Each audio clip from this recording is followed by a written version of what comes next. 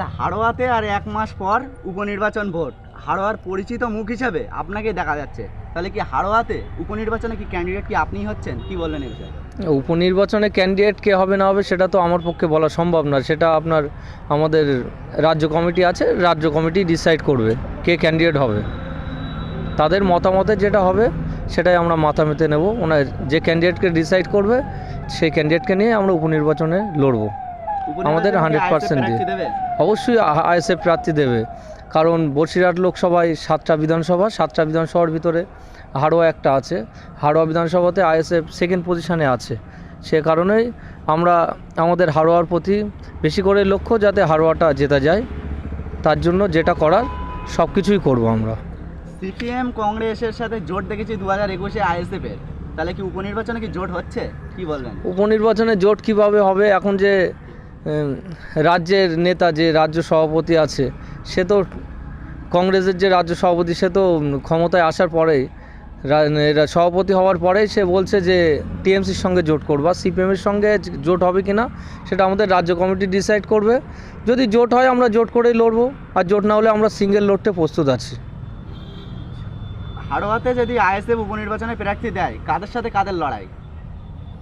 আইএসএফের সঙ্গে টিএমসির লড়াই হবে। বিজেপি কি এখানে কোনো নাম? এখানে বিজেপির কোনো রকম অস্তিত্ব নেই, সিপিএমেরও কোনো রকম অস্তিত্ব নেই। সিপিএম এখানে মাত্র 5000 ভোট পেয়েছে, 7,000 ভোট পেয়েছে।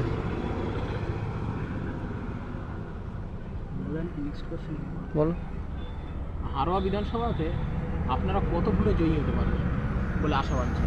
হাড়োয়া বিধানসভাতে আমাদের টোটাল আপনার অঞ্চল আছে 13টা অঞ্চল। 13টা অঞ্চলের ভিতরে হাড়োয়া থানার ভিতরে 4টে অঞ্চল আছে, দেওঙ্গা থানার মধ্যে 4টে অঞ্চল, আর বারাসাত 2 এর মধ্যে 5টা অঞ্চল আছে। এই 5টা অঞ্চলে যদি সঠিকভাবে ভোট হয় আর আমরা সঠিকভাবে ভোট প্রক্রিয়া করতে পারি, আর প্রশাসন যদি সঠিকভাবে আমাদেরকে সাহায্য করে, সেক্ষেত্রে আমরা বিপুল ভোটে জয় হব, এটা আশাবাদী।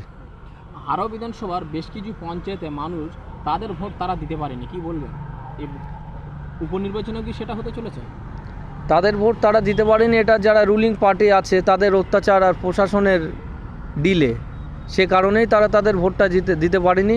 আর উপনির্বাচনে আমরা দেখব যেখানে যেখানে আমাদের রেজাল্ট খারাপ হয়েছে বা আমরা ভোট করাতে অক্ষম হয়েছি, সেখানে প্রশাসনকে কাজে লাগিয়ে যেভাবে ভোট হয় বা সঠিক পদ্ধতিতে যাতে ভোট প্রক্রিয়া হয় সেটা আমাদের খেয়াল রাখতে হবে। আর তার উপরে আমরা সঠিকভাবে নজর দেব, যেভাবে ভোট করিয়ে সঠিকভাবে ভোট হলে আমরা জয়ী হব, সেটাই করিয়ে আমরা যাতে জয়যুক্ত হতে পারি আইএসএফের পক্ষ থেকে, তারই প্রস্তুতি নিচ্ছি বা নেব। কেমন প্রস্তুতি চলছে না আইএসএফের? 1 মাস পর হাড়োয়াতে উপনির্বাচন ভোট, সমস্ত রকমভাবে প্রস্তুতি চলছে। অঞ্চল মিটিং হচ্ছে, অঞ্চল কমিটি তৈরি হচ্ছে, বুথ কমিটি হচ্ছে, সেগুলো সঠিকভাবে শক্তিশালী করার জন্য যেগুলো করা সেগুলো সব কিছুই করছি। চেঞ্জ করার দরকার বলে চেঞ্জ করছি, শক্তিশালী করে আমরা 100% দিয়েই আমরা উপনির্বাচনে আমরা নামবো, এটাই আমাদের চেষ্টা। 2021 উপনির্বাচনে দেখা গেছে যে একাধিক বুথে মানে তৃণমূলরা আইএসএফ কর্মীদেরকে এবং সমর্থকদের বা ভোটারদের মারধর করে বুথ কেন্দ্র থেকে বার করে দিয়েছে, সেটা কি এবারে উপনির্বাচনে দেখা যাবে? সেটা দেখা যাবে কি না সেটা আমাদের প্রশাসন যারা আছে, প্রশাসনের উপরে ভিত্তি করলেই সেটা বোঝা যাবে। কারণ প্রশাসন যেভাবে এই রুলিং পার্টির দাসত্ব শিকার হচ্ছে, সেটা খুব তাচ্ছিল্যের ব্যাপার হয়ে দাঁড়িয়েছে। সেটা প্রশাসনকে বলবো যে সঠিকভাবে যাতে হাড়োয়ায় ভোট হয় সেটা প্রশাসনকে খেয়াল রাখতে হবে, তাহলেই আমরা সঠিকভাবে জয়যুক্ত হতে পারবো এবং সব জায়গায় ভোট করাতে সক্ষম হতে পারবো।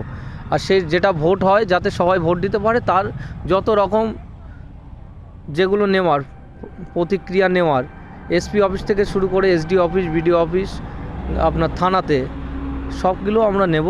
সব জায়গায় আমরা চিঠি করব, দরখাস্ত করব যাতে সঠিকভাবে ভোট হয়।